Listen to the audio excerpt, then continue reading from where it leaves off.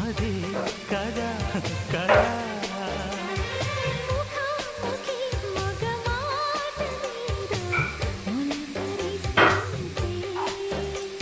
ఇదే పోదా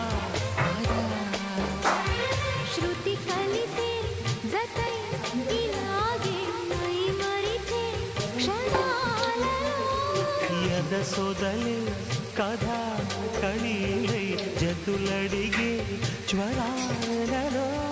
చిలక ముద్దులకు అలక పాన్పులకు జరిగిన రసమయ సమరంలో చెలి మనోహరి సఖీ